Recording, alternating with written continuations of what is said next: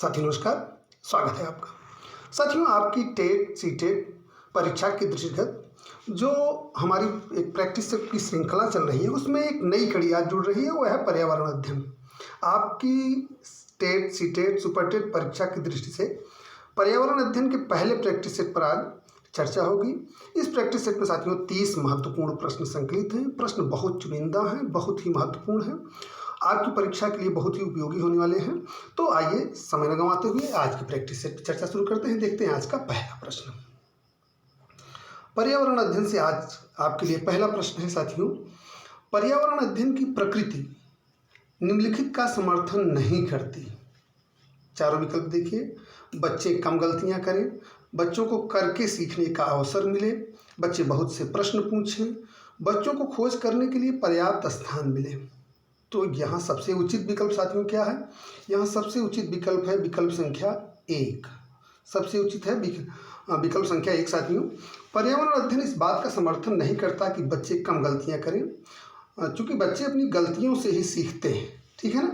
चलिए देखते हैं अगला प्रश्न। प्रश्न संख्या 2। प्रश्न संख्या 2 है साथियों, शिक्षार्थियों का आकलन करते समय पर्यावरण अध्ययन की शिक्षिका को निम्नलिखित में क्या नहीं करना चाहिए?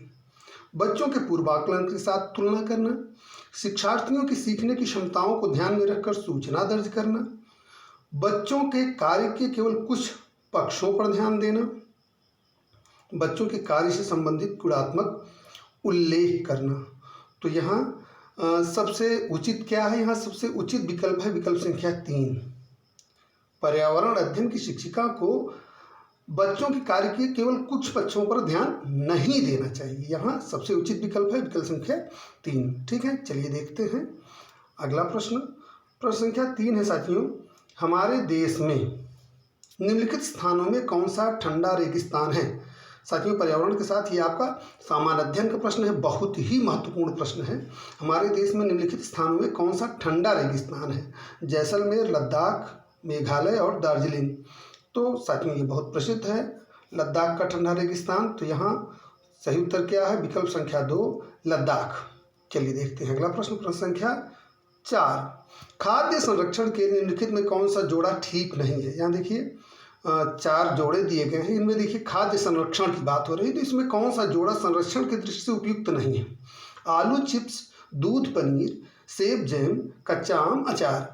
तो साथियों आलू से चिप्स बनाकर बहुत दिनों तक संरक्षित रखी जाती है, सेब से जैम भी बना लिया जाता है, कच्चा आम का अचार बना के बहुत दिनों तक लोग खाते हैं, लेकिन दूध से बने पनीर को आप बहुत दिनों तक संरक्षित नहीं रख सकते।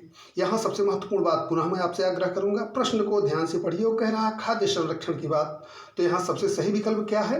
विकल्प संख्या 2 दूध पनीर। ठीक है, चलिए देखते हैं अगला प्रश्न। प्रश्न संख्या 5, निम्नलिखित में कौन सा बीज नहीं है? गेहूं, काली मिर्च, साबूदाना, सौंफ। सही उत्तर विकल्प संख्या 3 साबूदाना। साथियों साबूदाना बीज नहीं है, यह आप जान लीजिए साइकस नामक पौधे के तने से प्राप्त मंड से बनाया जाता है। ठीक है, किस पौधे से? साइकस नामक पौधे से। यह भी जान लीजिए आप, बहुत महत्वपूर्ण यह भी है। चलिए देखते हैं अगला प्रश्न। प्रश्न संख्या 6, निम्नलिखित में कौन सा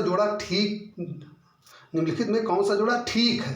पूछ रहा है कौन सा जोड़ा ठीक है। 4 विकल्प दिए हैं, असम बिहू, ओडिशा भरतनाट्यम, तमिलनाडु लावणी और कर्नाटक कथक। तो यहाँ सही जोड़ा कौन सा साथियों? यहाँ सही जोड़ा है विकल्प संख्या 1। असम का जो नृत्य है वो बिहू है, और ये बाकी तीनों गलत हैं। आप अवगत हैं कि भरतनाट्यम कहाँ का है? तमिलनाडु का है। लावणी कहाँ का है? महाराष्ट्र का है। और कथक साथियों उत्तर भारत का नृत्य है। तो यहाँ सही जोड़ा है असम बिहू, विकल्प संख्या 1। चलिए देखते हैं अगला प्रश्न। प्रश्न संख्या 7, निम्नलिखित में कौन सी विशेषता बरगद के पेड़ की जड़ों की नहीं है? बहुत ध्यान से देखिए प्रश्न को, महत्वपूर्ण प्रश्न है। बरगद के पेड़ के जड़ों की विशेषता नहीं है। 4 देखिए इसमें कथन दिए गए हैं। जड़ें शाखाओं से नीचे लटकती रहती हैं, ये सही है। इसमें जमीन के भीतर जड़ें होती हैं, ये भी सही है। जड़ें भोजन का भंडारण करती हैं। जड़ें खंभों की तरह पेड़ को सहायता प्रदान करती हैं। तो यहाँ साथियों इसमें गलत विकल्प जो है जिसको आप यहाँ सही करेंगे वो है विकल्प संख्या 3, जड़ें भोजन का भंडारण करती हैं। बरगद के पेड़ की जड़ें भोजन का भंडारण नहीं करती हैं। तो सही विकल्प क्या है? विकल्प संख्या 3। चलिए देखते हैं अगला प्रश्न, प्रश्न संख्या 8। यह भी महत्वपूर्ण प्रश्न है। प्राथमिक स्तर पर मानचित्रांकन सिखाने से विद्यार्थियों में निम्नलिखित में किस कौशल को बढ़ावा मिलता है? 4 विकल्प देखिए। साफ सुथरा रेखांकन, गणना एवं अनुमान, माप के अनुसार चित्रण करना, सापेक्ष स्थिति और दिशा बोध की जानकारी। तो यहाँ सबसे उचित और सबसे प्रभावी विकल्प है साथियों, सबसे उचित और प्रभावी विकल्प है विकल्प संख्या 4। प्राथमिक स्तर पर मानचित्रांकन सिखाने से विद्यार्थियों में सापेक्ष स्थिति और दिशा बोध की सही जानकारी मिलती है। ठीक है, चलिए देखते हैं अगला प्रश्न, प्रश्न संख्या 9। किस राज्य के अधिकांश लोग नारियल के तेल में पकी हुई मछली खाना पसंद करते हैं? मिजोरम, गोवा, जम्मू कश्मीर और बिहार। तो यहाँ चूंकि नारियल का उत्पादन तटीय क्षेत्रों में ज़्यादा होता है तो तटीय राज्य यहाँ साथियों है गोवा। सही उत्तर क्या है? विकल्प 2 गोवा। ठीक है, चलिए देखते हैं अगला प्रश्न, प्रश्न संख्या 10। निम्नलिखित में किस पौधे की पत्तियां सब्जी की तरह प्रयोग की जाती हैं और उसके बीज से तेल प्राप्त किया जाता है? पालक, नारियल, बंद गोभी, सरसों। 4 विकल्प। उचित विकल्प, सही विकल्प, विकल्प संख्या 4 सरसों। सरसों की पत्तियों का साग भी बनता है और उसके बीज से तेल भी निकाला जाता है। तो सही उत्तर है विकल्प संख्या 4 सरसों। देखते हैं अगला प्रश्न, प्रश्न संख्या 11। निम्नलिखित में कौन सा मच्छरों से फैलने वाले रोगों का समुच्चय है? चिकनगुनिया, मलेरिया, मियादी बुखार, है ना। यहाँ देखिए पहले उसमें समुच्चय में चिकनगुनिया, मलेरिया, मियादी बुखार, दूसरे में हैजा, डेंगू, मलेरिया, तीसरे में चिकनगुनिया, डेंगू, मलेरिया, और अगला क्या है? चिकनगुनिया, हैजा, मियादी बुखार। तो इसमें सही उत्तर क्या है साथियों? इसमें सही उत्तर है विकल्प संख्या 3 चिकनगुनिया, डेंगू और मलेरिया। ये तीनों जो है मच्छर से फैलने वाली बीमारियां। चलिए देखते हैं अगला प्रश्न, प्रश्न संख्या 12। EVS संक्षेपण डैश डैश अर्थ में प्रयुक्त होता है? Environmental space, environmental sources, environmental science, environmental skills. तो EVS किसका शॉर्ट फॉर्म है साथियों? एनवायरमेंटल साइंस का। विकल्प संख्या 3 सही उत्तर, विकल्प संख्या 3 एनवायरमेंटल साइंस। चलिए देखते हैं अगला प्रश्न, प्रश्न संख्या 13। माउंट एवरेस्ट के बारे में सही कथन चुनिए। माउंट एवरेस्ट बहुत महत्वपूर्ण एक ऑब्जेक्ट है जिससे प्रश्न हमेशा घुमा फिरा के पूछे जाते हैं, उसके बारे में आपको संपूर्ण जानकारी होनी चाहिए। माउंट एवरेस्ट के बारे में सही कथन चुनिए। 4 कथन दिया गया है। नेपाल का भाग है और इसकी ऊंचाई 8,848.86 मीटर है। दूसरा कथन है भारत का भाग है और ऊंचाई 9,850 मीटर है। तिब्बत का भाग है और ऊंचाई 9,850 मीटर है। जम्मू कश्मीर का भाग है और ऊंचाई 8,900 मीटर है। तो इसमें साथियों सही कथन है कथन संख्या 1, माउंट एवरेस्ट नेपाल का भाग है और इसकी चोटी की ऊंचाई 8,848.86 मीटर है। ठीक है, चलिए देखते हैं अगला प्रश्न, प्रश्न संख्या 14। कांसा 2 धातुओं का मिश्रण है? बहुत महत्वपूर्ण प्रश्न है, अनेक बार पूछा गया, मैं आपको बता दूं। तो ये इसको बहुत ध्यान से देख लीजिए। कांसा 2 धातुओं का मिश्रण है। ये 2 धातुएं हैं, तांबा और टिन, तांबा और लोहा, एल्युमिनियम और टिन, तांबा और जस्ता। तो यहाँ सही उत्तर है साथियों विकल्प संख्या 1 तांबा और टिन। ठीक है, चलिए देखते हैं अगला प्रश्न, प्रश्न संख्या 15। कुछ पक्षी हमारी तुलना में 4 गुना अधिक दूरी तक देख सकते हैं। ये पक्षी हैं, कुछ पक्षी हमारी तुलना में 4 गुना अधिक दूरी तक देख सकते हैं। ये पक्षी हैं। देखिए पक्षियों का एक वो दिया गया है समूह। बाज, कबूतर, तोता, विकल्प 1। विकल्प 2 चील, बाज, गिद्ध। विकल्प 3 फाख्ता, कौवा, मोर। विकल्प 4 है कौवा, चील और बुलबुल। तो यहाँ साथियों सही विकल्प क्या है? यहाँ सही विकल्प है विकल्प संख्या 2 चील, बाज और गिद्ध। ये हमारी तुलना में 4 गुना अधिक दूरी तक देख सकते हैं। ठीक है, चलिए देखते हैं अगला प्रश्न, प्रश्न संख्या 16। निम्नलिखित पक्षियों में कौन काफी हद तक अपनी गर्दन को पीछे तक घुमा सकता है? 4 विकल्प देखिए, उल्लू, कौवा, कोयल और मैना। तो यहाँ सही विकल्प क्या है साथियों? यहाँ सही विकल्प है साथियों विकल्प संख्या 1 उल्लू। सही विकल्प है विकल्प संख्या 1 उल्लू। साथियों, उल्लू को रात में दिन की अपेक्षा अधिक स्पष्ट दिखाई देता है, और यह भी जान लीजिए कि रात में इसके कान बहुत संवेदनशील हो जाते हैं। और एक जो फैक्ट की बात है कि यह अपनी गर्दन 270 अंश तक यानी 270 डिग्री तक घुमा सकता है। ठीक है, चलिए देखते हैं अगला प्रश्न, प्रश्न संख्या 17। ब्रेल लिपि में मोटे कागज पर उभरे हुए बिंदु बने होते हैं। यह लिपि आधारित होती है 6 बिंदुओं पर, 8 बिंदुओं पर, 10 बिंदुओं पर और 4 बिंदुओं पर। तो साथियों, यह आधारित होती है 6 बिंदुओं पर। सही विकल्प है विकल्प संख्या 1। जैसा कि आप जानते हैं कि ब्रेल लिपि नेत्रहीन लोग होते हैं, अंधे लोग होते हैं, उन लोगों को पढ़ने में प्रयोग होती है, उन लोगों के लिए पढ़ने में प्रयोग होती है। इसका आविष्कार साथियों 1821 में एक फ्रांसीसी नेत्रहीन व्यक्ति लुई ब्रेल ने किया था। उन्हीं के नाम पर इसका नाम ब्रेल लिपि है। ठीक है, चलिए देखते हैं अगला प्रश्न, प्रश्न संख्या 18। कक्षा 5 के विद्यार्थियों में जिज्ञासा जागृत करने का सबसे प्रभावी तरीका है लिखित कार्य में अधिक अभ्यास देना, अक्सर इकाई परीक्षाओं का आयोजन करना, गहन जांचपरक और कल्पनापरक प्रश्न पूछना, अधिक हस्तपरक अनुभव प्रदान करना। तो सबसे सटीक विकल्प है साथियों, इसमें सबसे सटीक विकल्प है विकल्प संख्या 3। कक्षा 5 के विद्यार्थियों में जिज्ञासा जागृत करने का सबसे प्रभावी तरीका है गहन जांचपरक और कल्पनापरक प्रश्न पूछना। ठीक है, चलिए देखते हैं अगला प्रश्न, प्रश्न संख्या 19। पर्यावरण अध्ययन में किसी अच्छे गृह कार्य को मुख्यतः किस पर केंद्रित होना चाहिए? देखिए 4 विकल्प, पुनरावृत्ति और प्रबलीकरण, मास्टरी लर्निंग, विस्तारित अध्ययन के लिए चुनौतियां और उत्तेजना, और समय का सदुपयोग। तो यहाँ सही उत्तर है साथियों विकल्प संख्या 3। सही उत्तर है विकल्प संख्या 3।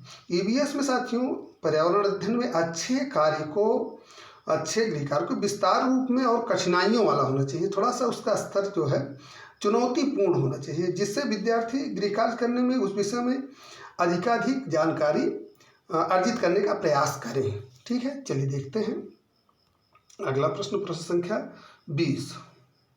प्राथमिक स्तर के पर्यावरण अध्ययन की अच्छी पाठ्यचर्या में सम्मिलित होना चाहिए।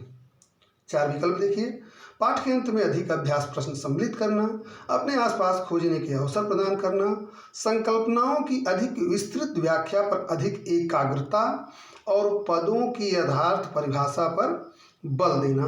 तो यहाँ पर्यावरण अध्ययन के संदर्भ में अगर अच्छी पाठ्यचर्या की बात करें तो साथियों यहाँ सबसे सटीक विकल्प है वह है विकल्प संख्या 2, अपने आसपास खोजने के अवसर प्रदान करना। ठीक है साथियों, देखते हैं अगला प्रश्न, प्रश्न संख्या 21। प्राथमिक स्तर पर पर्यावरण अध्ययन में रचनात्मक आकलन को डैश डैश को शामिल नहीं करता। 4 विकल्प को देखिए, विद्यार्थियों की यहाँ एक तथ्य समझिए, रचनात्मक आकलन की बात कर रहा है कि पर्यावरण अध्ययन में रचनात्मक आकलन डैश डैश को शामिल नहीं करता। विद्यार्थियों की ग्रेडिंग और रैंकिंग, विद्यार्थियों की अधिगम रिक्तियों की पहचान, शिक्षण में कमियों की पहचान, विद्यार्थियों के सीखने को बढ़ाने। तो यहाँ सही उत्तर क्या है साथियों? यहाँ सही उत्तर है विकल्प संख्या आपका 1। सही उत्तर है विकल्प संख्या 1, विद्यार्थियों की ग्रेडिंग और रैंकिंग। प्राथमिक स्तर पर पर्यावरण अध्ययन में रचनात्मक आकलन विद्यार्थियों की ग्रेडिंग और रैंकिंग को शामिल नहीं करता, बाकी तीनों विकल्पों को शामिल करता है। चलिए देखते हैं अगला प्रश्न, प्रश्न संख्या 22। बहुत महत्वपूर्ण प्रश्न।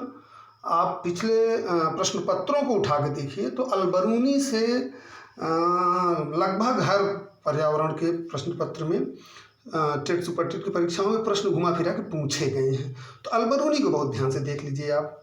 अलबरूनी कौन था? प्रश्न संख्या 22 है, अलबरूनी कौन था? 4 विकल्प देखिए, एक यात्री जिसने भारतीय संस्कृति का अध्ययन करने के लिए कश्मीर से कन्याकुमारी की यात्रा की। दूसरा विकल्प, एक कुतुबशाही सुल्तान जिसने 40 वर्षों तक भारत में शासन किया। तीसरा विकल्प, एक व्यापारी जो भारत में मेवों के बाजार का अध्ययन करने आया था। और चौथा विकल्प है उज्बेकिस्तान का यात्री जिसने एक किताब लिखी जो हमारे देश के इतिहास के बारे में जानने में सहायक है। तो सही उत्तर है साथियों विकल्प संख्या 4। सही उत्तर क्या है? विकल्प संख्या 4। साथियों अल-बिरूनी जो है वो फारसी विद्वान, लेखक, विचारक, दार्शनिक था। वह अरबी और संस्कृत दोनों भाषाओं का विद्वान था। वह महमूद गजनवी के साथ भारत आया था और जिस किताब की बात हो रही है साथियों, इसने तारीख़ हिंद नामक पुस्तक लिखी थी जिससे हमारे देश के इतिहास के बारे में पर्याप्त जानकारी मिलती है। ठीक है, किताब को फिर से ध्यान से सुन लीजिए। किताब का क्या नाम था? तारीख़ हिंद। ठीक है, चलिए अगला प्रश्न देखते हैं। प्रश्न संख्या 23, बहुत महत्वपूर्ण और रोचक प्रश्न। रात में जागने वाले जानवर हर चीज को केवल लाल रंग में देख सकते हैं, हरे रंग में देख सकते हैं, केवल काला और सफ़ेद देख सकते हैं, और विकल्प 4 है सभी रंगों में देख सकते हैं। ठीक है ना? तो यहाँ सही विकल्प क्या है? यहाँ सही विकल्प है साथियों विकल्प संख्या 3। रात में जागने वाले जानवर हर चीज को केवल काला और सफ़ेद देख सकते हैं। ठीक है, चलिए देखते हैं अगला प्रश्न। प्रश्न संख्या 24। पक्षी अपनी गर्दन बहुत अधिक हिलाते हैं, इसका कारण है कि उनके कान पंखों से ढके रहते हैं। दूसरा विकल्प है उड़ सकते हैं। तीसरा, पक्षियों की आंखों की पुतली घूम नहीं सकती। और चौथा है पक्षियों की आंखें छोटी होती हैं। तो यहाँ सबसे उचित विकल्प है साथियों, यहाँ सबसे उचित विकल्प है कि पक्षियों की आंखों की पुतली घूम नहीं सकती। विकल्प संख्या 3, पक्षियों की आंखों की पुतली घूम नहीं सकती, इसलिए पक्षी अपनी गर्दन बहुत हिलाते हैं। चलिए देखते हैं अगला प्रश्न। प्रश्न संख्या 25, बहुत महत्वपूर्ण प्रश्न। एनसीईआरटी की पाठ्य पुस्तकों में पर्यावरण अध्ययन को उच्च प्राथमिकता और स्थान दिया गया। क्या विकल्प देखिए?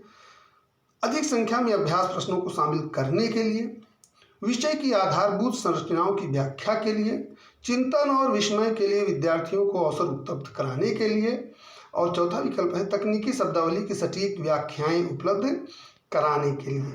तो यहाँ सबसे सटीक और उचित विकल्प है साथियों विकल्प संख्या 3, चिंतन और विस्मय के लिए विद्यार्थियों को अवसर उपलब्ध कराने के लिए। ठीक है, चलिए देखते हैं अगला प्रश्न। प्रश्न संख्या 26। प्रश्न संख्या 26 है साथियों, पर्यावरण अध्ययन की कक्षा में संकल्पनाओं को स्पष्ट करने के लिए कविताओं और कहानी कथन का प्रयोग करना डैश डैश सहायता करता है। चारों विकल्पों को देखिए। सही दिशा में विद्यार्थियों की ऊर्जा का सरलीकरण करने में, पाठ को आनंददायी और रोचक बनाने में। विकल्प संख्या 3 देखिए, स्थानीय और वैश्विक स्तर पर संसार की प्रकृति को खोजने और कल्पना की योग्यता में बढ़ावा देने में। और चौथा है सांस्कृतिक विविधता का ध्यान रखने में। तो यहाँ सबसे सटीक विकल्प है साथियों विकल्प संख्या 3, स्थानीय और वैश्विक स्तर पर संसार की प्रकृति को खोजने और कल्पना करने की योग्यता में बढ़ावा देने में कविता और कहानी का प्रयोग करना सहायता करता है। ठीक है, चलिए देखते हैं अगला प्रश्न। प्रश्न संख्या 27, यह भी महत्वपूर्ण प्रश्न है। विद्यालय में विज्ञान प्रदर्शनी आयोजित करने का सर्वाधिक उपयुक्त उद्देश्य क्या हो सकता है? चार विकल्प देखिए। विद्यार्थियों के लिए सृजनात्मक माध्यम उपलब्ध कराना, विद्यालय का नाम प्रसिद्ध करना, अभिभावकों को संतुष्ट करना और व्यावसायिक प्रशिक्षण प्रदान करना। तो यहाँ साथियों सबसे उचित विकल्प है विकल्प संख्या 1, विद्यार्थियों के लिए सृजनात्मक माध्यम उपलब्ध कराना। ठीक है, चलिए देखते हैं अगला प्रश्न। प्रश्न संख्या 28,